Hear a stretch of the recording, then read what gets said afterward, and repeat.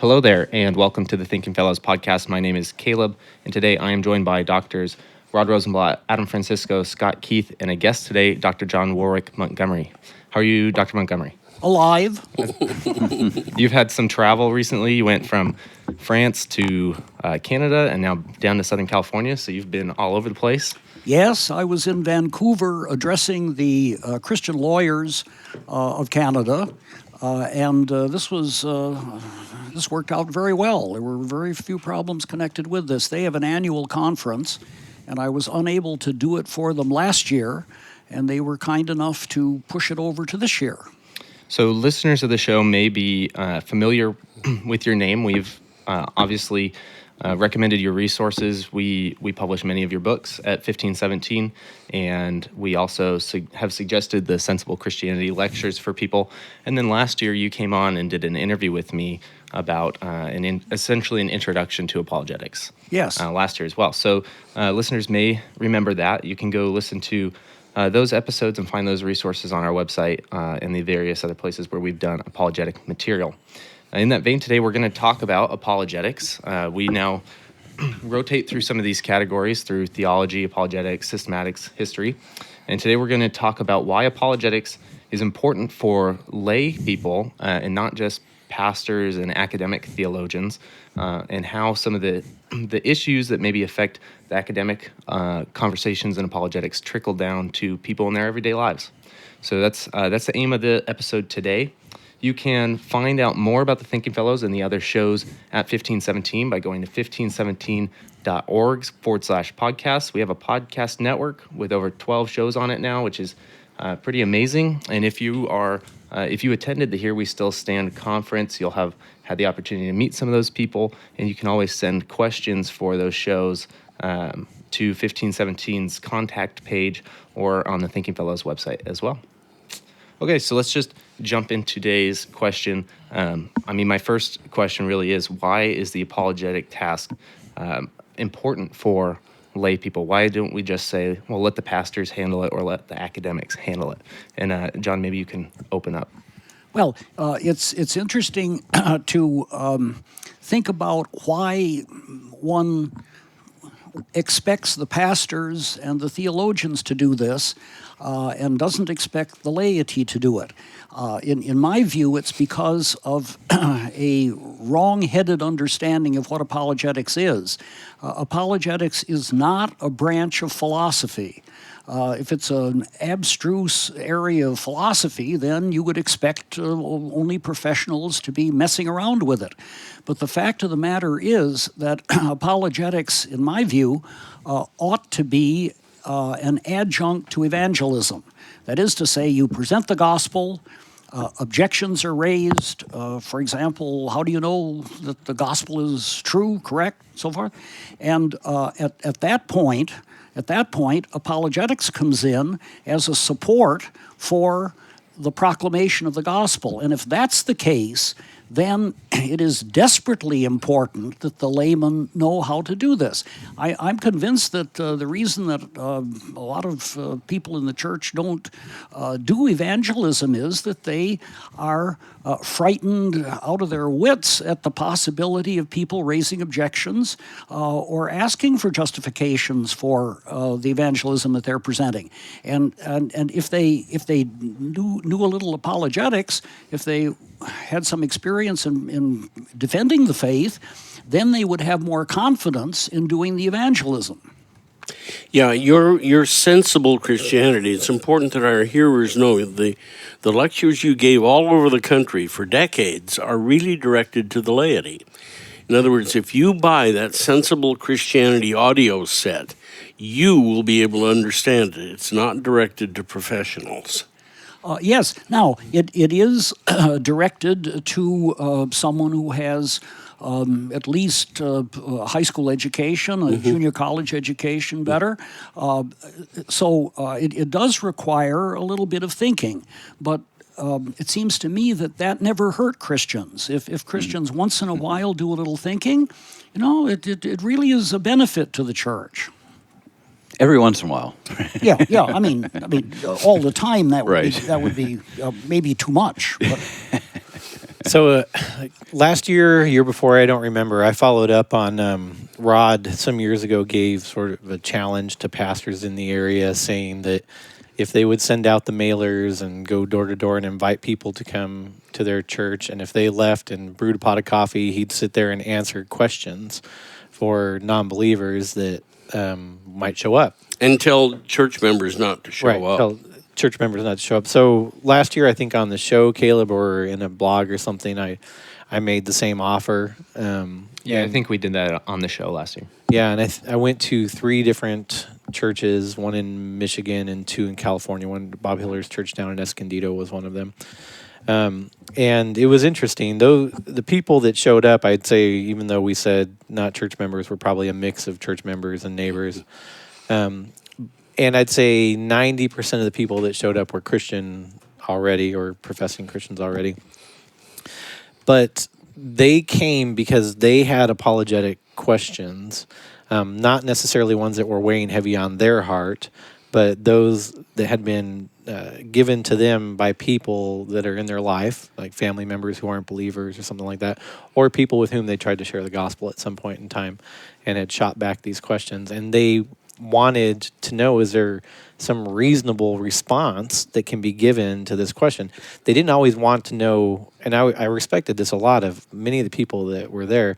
They didn't always want to know like how to punch the person back in the face with an argument. They wanted to know, is there something that can be said to this person that can help move this objection out of the way so that I can continue trying to share the gospel with them? I think that those people deserve a lot of praise, because the real problem is Christians who have never had conversations with unbelievers, Right. And who therefore have no idea that this is a problem. Right. It seems to me that if the Christian realizes what's involved in presenting the gospel, that person is going to want to get help in this area. Yeah, and I would say that most often it is a family member. It's a child who'd fallen away from the faith, or it's an aunt or an uncle or a brother or something like that.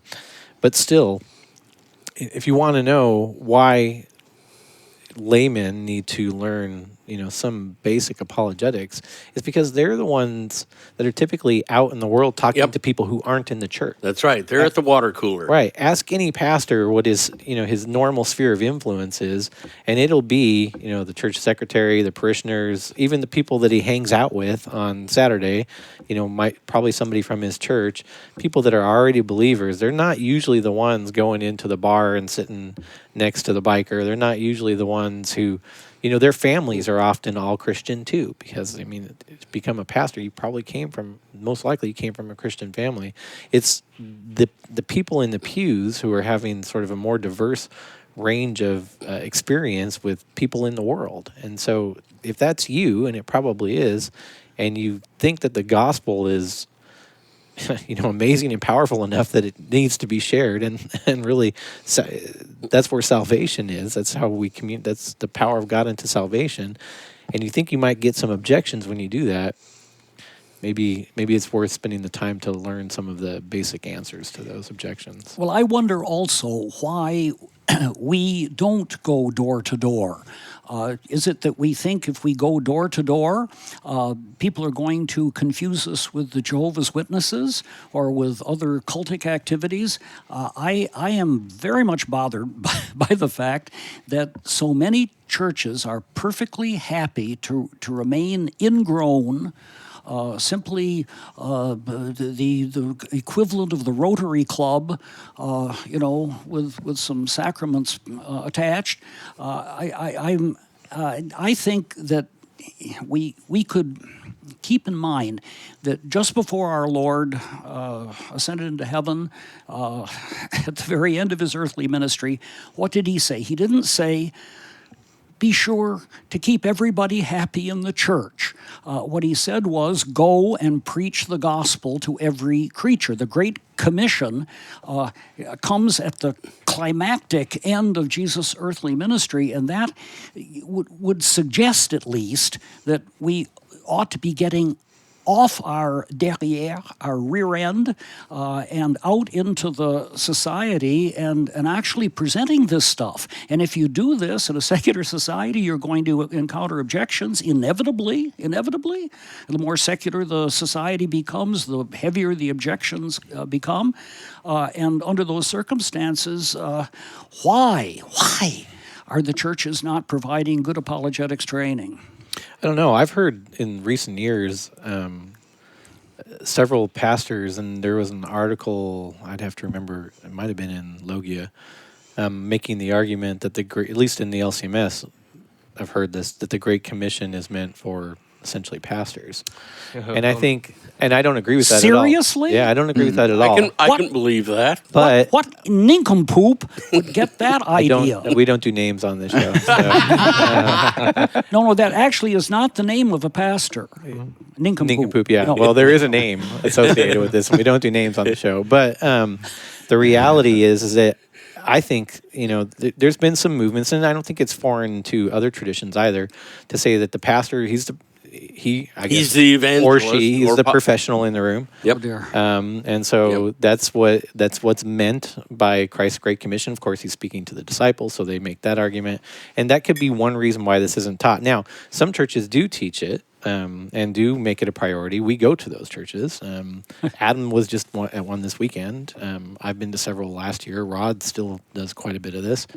But the thing is that I think I agree with you. Even in those churches where I've gone and taught apologetics, I don't think many of them do door-to-door evangelism. I think a lot of this has to do with sort of just equipping maybe young people that are going off to college. How do you answer questions around the water cooler, like Rod said.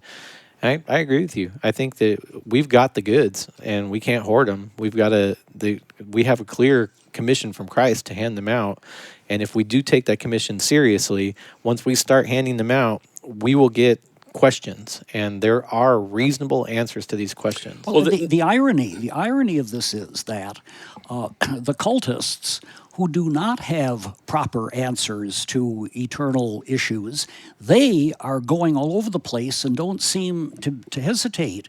And the people who do have the answers, who are following Holy Scripture and attempting to set forth the gospel as Jesus gave it to us, they are not doing that. Right. They're at home, having spaghetti suppers and other theological activity of that sort. Yeah. So my transition here is sort of jumping off of what you talked about, that you guys are actively teaching this when possible and when you have the opportunity to do it at a church or a conference or something like that. And so one of the questions that I get to the show or comment is some people, before they get into this material, think it's going to be too much for them. The historical arguments are beyond me. Whatever's happening in academia doesn't trickle down. So my question, and I kind of want to start with Adam because he came from the most recent teaching of apologetics here at a church. How do you've taught both in an academic setting, apologetics, to students and to pastors and things like that, but you also go to events like you just finished up or the academy lectures that you've recorded. How do you bring the research that you've stayed up to date with down to the level of people having everyday conversations? Well, there is a fine balance, but the thing with apologetics is if it's not digestible from the average person's viewpoint or their position, I mean, it's not really helpful. So, and the reality is too also that that was redundant, but that the pastors probably haven't had apologetics training either. Not in our church. So you're actually kind of on a fairly even plane, regardless of who you're talking to. But with lay people in particular, you don't dumb stuff down. But there's a way. It is an art, I think, to talk to them in clear, plain language, introducing difficult things, but in very common language. And that just comes with experience, but also what you focus on with apologetics for the laity. Typically, I will focus almost all the discussion around the historical argument, Sure. and then the other things, the abstract issues, arguments for God's existence, problem of evil, those are important too, but that they can make a positive case for the Christian faith, Right. I think is of the essence. Yeah, that's where you have to go there as quickly as you can, and that's honestly the way we were taught to do it from both Rod and Dr. Montgomery. That's honestly not that complicated, Yeah. because it deals with evidence in the same way that we deal with evidence in our everyday life, whether we understand Yep. Right. that or not. I mean, one of the first things I try to do in these instances is sort of expose the reality to people that you do deal with evidence when you make decisions in your everyday life. Yep. Let's just get down to the nitty gritty of how you do that, and then I can show you that deciphering whether or not the New Testament, specifically the Gospels, have evidence that can come to bear on their the veracity of those documents or not. That is quite the same. Backing up to something earlier, all of us, I think, introduce, maybe to people who haven't really heard it much, 1 Peter 3:15. And it's grammatically an imperative. Yeah. And it's to all of us. Right. That wasn't to a priestly class. Sure, sure. And the neat thing about starting with the case for Jesus Christ is, as you say, it's a historical argument, and history isn't that complicated. Right. And we have all had it in school in some sense, even if it's only in high school, and we use it all the time. Right. When we talk about the history of our own families. When we argue with our wives. Exactly. But of course, that's a different problem. Isn't it? You said this. Yes. You did this. Yes. I was there. I saw it. Okay. In some of the conversations I've had, it's a demystifying faith, and Right. that faith for a lot of people as a concept is something which history is completely removed from, and so sort of you have to redefine that and show how in one way it doesn't have to be mystic. Well, and that's not Christianity. That's right. Christianity is intertwined with the historical reality that Christ was incarnate, died, and rose from the grave. Yeah. Well, and you can start with with secular events, which the non-Christian will certainly have to acknowledge. What Napoleon, George Washington crossing the Delaware, and this kind of thing. I mean, how do we know that he crossed the Delaware and not the Mississippi? Yeah, I mean, surely this kind of thing is going to depend upon good documents with solid witnesses who have recorded the events. And that's how we distinguish historical fiction from genuine history. And if we do this for secular events, then what's the problem when we're dealing with Jesus Christ, who was a historical figure, lived at a particular time, had particular contacts, and the documents are good, and the testimonies are just excellent. I use the 9/11, the Twin Towers. Because they're coming down. recent for people, right? I use the moon landing and the JFK assassination. And I use those three for particular reasons. One, when I'm teaching this, especially to undergrads, one of the things that they'll say, if I just say, let's go to Napoleon, right? They'll say, oftentimes, Who's Napoleon? well, beyond that, so use whatever example. Beyond that, they'll say things like, well, it'd be easier to believe that such a thing happened if we had it on video. And so you can use these three examples, 9/11, JFK assassination, and the moon landing, because we have them on video. And in reality, the popular accounts of what actually happened are still sometimes in question, even though we have video, right? Did we actually land on the moon? Did Lee Harvey Oswald, was he actually the lone gunman? And did the 747s actually take down the Twin Towers? So when you dissect, though, how a person would actually adjudicate whether the account that we have is the accurate account, you have to get beyond the video. You have to get to eyewitness accounts. Yep. You have to get to documentation of the evidence that's collected. You have to go beyond the video, and you have to go to more, I'd say, quote-unquote, traditional accounts of classifying and acquiring evidence, or the other way around, acquiring and classifying evidence, and then analyzing it. Again, like eyewitnesses, what people saw before and after the event, the whole 9 yards. And that's how we decide whether or not we believe the account we saw on video, not just seeing it on video. Yep. And you take that again to the New Testament documents, and you're right back to the same kind of things. How many documents do you have? How many eyewitnesses you have? Are they trustworthy eyewitnesses? Do the documents agree with one another? Does the evidence agree? All that kind of stuff you can do with the New Testament, specifically again the Gospels as well. C.S. Lewis has in one of his essays the story of doing apologetics in a realm where he didn't know the people, and he expected questions on miracle, and he expected questions on the problem of suffering, Right. And so forth. He said, I was completely wrong. He said, what I actually discovered in that audience was that they didn't believe things that were historical. Right. That was in the 40s. Yeah, that's absolutely The true. problem was it was in history. And there's a connection there too, but because there's such a problem in history, oftentimes the question automatically goes to some existential concern, because these days it's not only is there a problem with history, but it's almost like for many of the students it doesn't matter, right? And so if it doesn't matter, it's the next concern is one that I can have personally, which is an existential concern. Boy, he seems like a mean God, or boy, my uncle died and he was a great uncle. Why would God let him die in a car wreck or whatever like that? But some of that comes because history doesn't seem to matter to them. But I think that's fairly, I wouldn't say it's easy to overcome, Adam, but I think it's a process-wise, it's fairly straightforward to show somebody that they do care about history. Yeah. Well, for teaching apologetics, one thing I try to emphasize right from the get-go, right after dealing with what the term means, I try to describe the activity, what it looks like, and I'll take them to 2 Peter, that essentially what the apologist is doing is bearing witness to the faith in such a way to show that it is not a cleverly devised myth. Right. Amen. Right? And that, like Paul, I'll bring them to Paul, or Acts in chapter 26, where Paul stands before Agrippa after he's accused of being crazy. Right.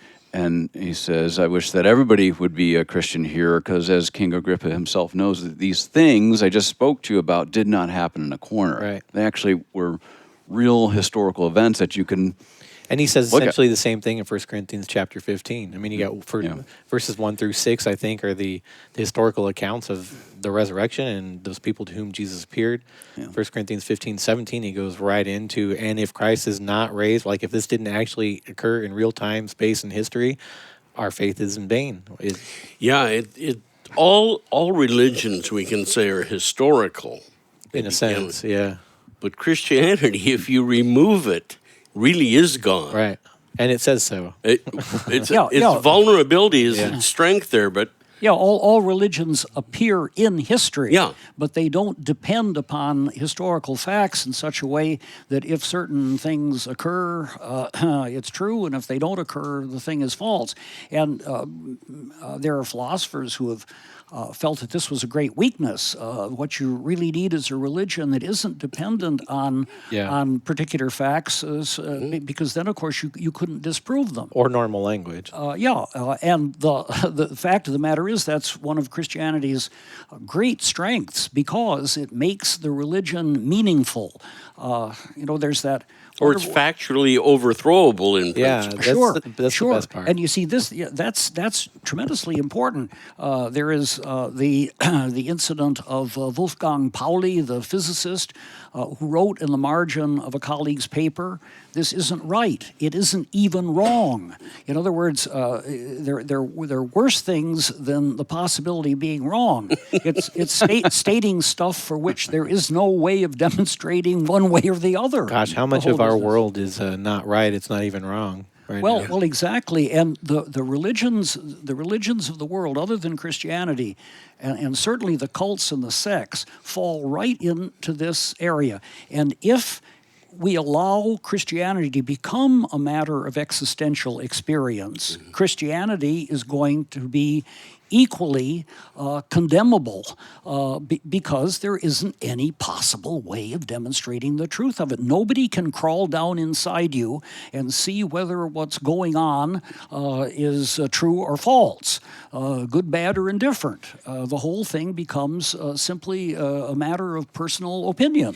Yeah, and it frustrates the heck out of me when we give that up and we sort of equate our faith the same as, say, like Mormonism or Yeah. Islam or whatever, Or good drugs. or good drugs. It drives Yeah. me crazy. I mean, we have this gold mine, Mm-hmm. and we seem, as a Christian culture, we seem anxious to give it up to look like everyone else, or to seem like everyone else, or to sound like everyone else, or to feel like everyone else. Well, and of course, if you do take that approach as a Christian, this eliminates any need for a defense, any need for an apologetic. Yeah. So it's very comfortable.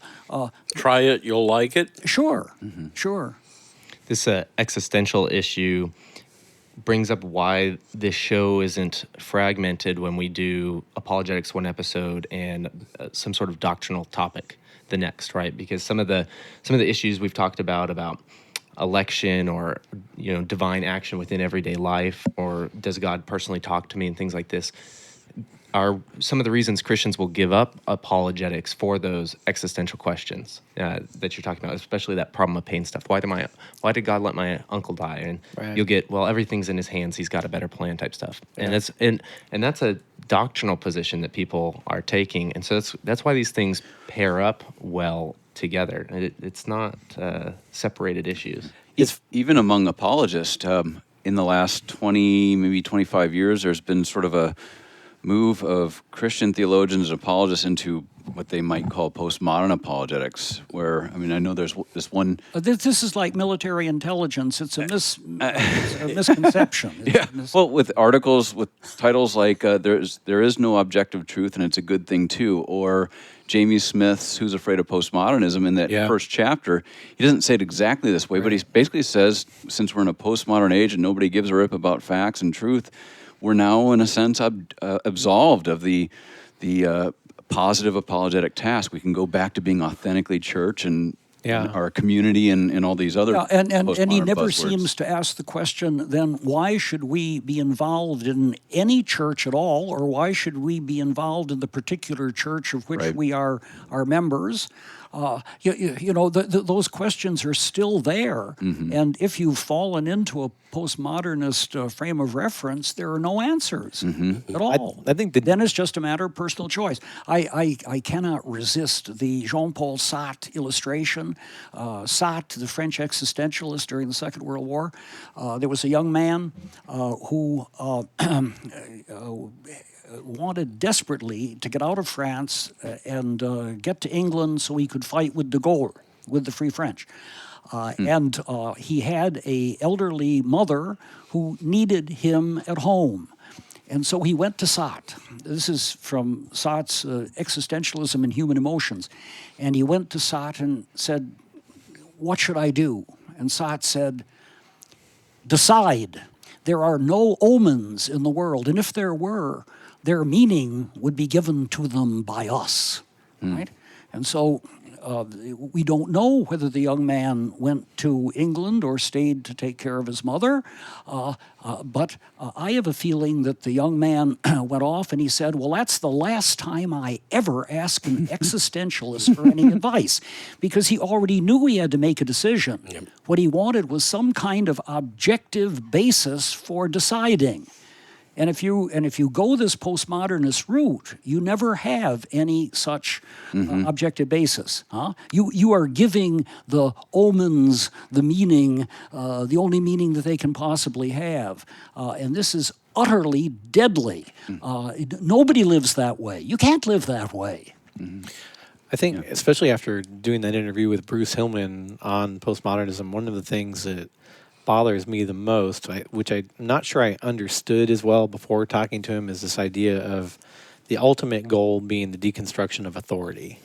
It's not, necessarily the ultimate goal is to be a relativist. It's that the relativism helps in the deconstruction of authoritative models, which I think is a challenge for Christian apologetics. Of course, it's one that can be answered, but at the end of the day, even your attempts at showing the veracity of the New Testament documents is to show that They have Christ, authority. They have authority, and that Christ claimed to be God, and that he proved that by, miracles, fulfill prophecy, and ultimately raising people from the dead, especially himself, right? And that in so doing, that he's claiming to be God and having the power of God and the quote unquote authority of God. And if you have a whole society that's been taught from birth to adulthood that any model of authority is essentially evil and needs to be deconstructed, I think there's something to be. I mean, I think the apologist should think, right? How does one approach an individual who's been taught from birth that any model of authority needs to be deconstructed if you're going Well, out they're to show authorities. authority? They're authorities, and they're authorities. No, they're all authorities may be equal, but some are more equal than others. And in the case of of Jesus, it doesn't seem to me that one understands that historical figure best by regarding him as an authority. One understands him best when you take him at his word as to who he is and why he came to earth and what is he doing. What he's doing is giving himself for you, for heaven's sake. Huh? And under those circumstances,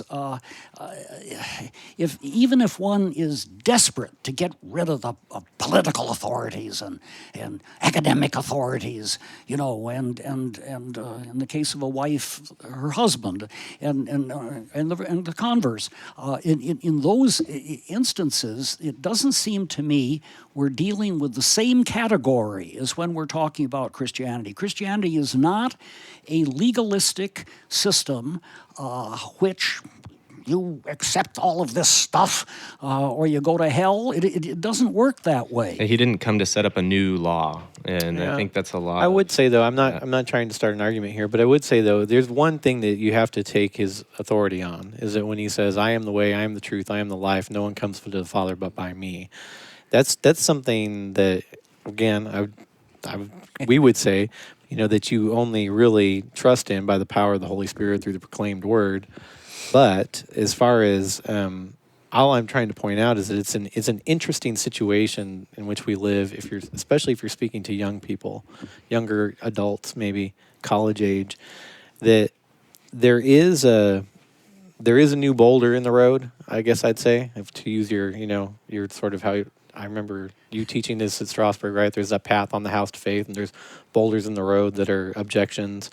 There's a boulder in the road for the current, modern, whatever you want to say, young adult. And this is the idea that, again, from birth till now, they've been taught that anybody who says, I have the answer, and is standing up as an authority to say, I have the answer, needs to be deconstructed. Well, but the difference here is that the authority, if you want to use that term, which I do not like in the slightest, but if one's talking about Jesus, for example, there, when he says, I am the way, the truth, and the life, no one comes to the Father but by me, this is something that you can check out. That is to say, you can see who he is on the basis of the historical records. And he turns out to be no less than the Son of God, the Messiah, the answer to everybody's deepest needs. And that's why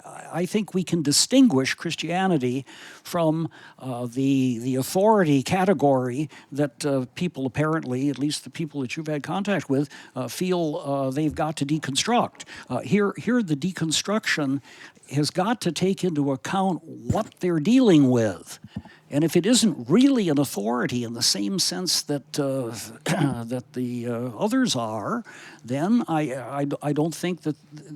I think we ought to be able to show that. Well, I premised it by saying that I think we can. Okay. Yeah, definitely. I just think it's an interesting. Well, it's an interesting twist. Sure. That's Sure it going is. on right now. Sure it is. We are towards the end, so I want to move towards our last question or two. But I do want to say, as a reference point, that the episode on postmodernism has been our most popular episode in the last 3 months by far. So this is something that It was a people, good when episode.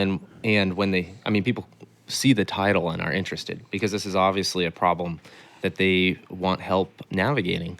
And so that may be one of, I have on our notes today that what are some of the biggest challenges we face. And I think for the average person, this is one of the big three challenges that they're going to face. Oh, I know it is right now. Yeah. Yeah. So, and so that's basically where I want to close out. We do this quite a bit, but I think a lot of this episode, we're making the argument for why you should engage with this. Now I want to kind of provide some of the how people can get started. And this typically is, we're going to be suggesting some books and resources. And during the break today, there's going to be some resources as well that listeners can find. So where should people start? I mean, we're not going to just magically appear at their church or some other people to teach. What can they do at home before somebody shows up? My vote is, first of all, for Dr. Montgomery's audio series, Sensible Christianity. That every parish... Bless your heart. But what about C.S. Lewis? Yes. What about C.S. Lewis? Yes. There you have an example of how Christianity can be defended in the terminology of the educated person without a theological overlay. And I think that's one of the biggest problems in a lot of apologetics literature. It is written by theologians for theologians. It's sort of like that comment that that most pastors preach to an invisible audience of other pastors. Yep. And by the same token, a lot of the apologetics publications, especially those that deal with the existence of God, the problem of evil, the philosophical type stuff, are incomprehensible to 90% of the populace. But C.S. Lewis stuff is readable, and this is why it's had such a tremendous impact. A critic mentioned one time something I'm not sure is true about Lewis, that he almost never uses polysyllabic words. And I thought, that could be true. And he also hardly ever uses slang. Yeah. And he never starts out by saying, a funny thing happened to me on the way to writing this book. The stuff is not autobiographical. Scott and Adam, you guys are still teaching undergrad, which is probably where I would say pretty average reading level, freshman stuff. What are you going to be tossing that direction? I mean, I think history, law, and Christianity is one of the ones that is assigned in that course, and I think it for good reason. To the average layperson, I'd have to finish what Rod was trying to say and say Dr. Montgomery's lectures on sensible Christianity are very understandable, logically organized, easy to get through. Every parish should have that in its library so that they can check out playable CDs. I'm going to go one step further. I think everybody should have it on their own computer for $25. For $20, don't make your church copy out that just one. pop for that one.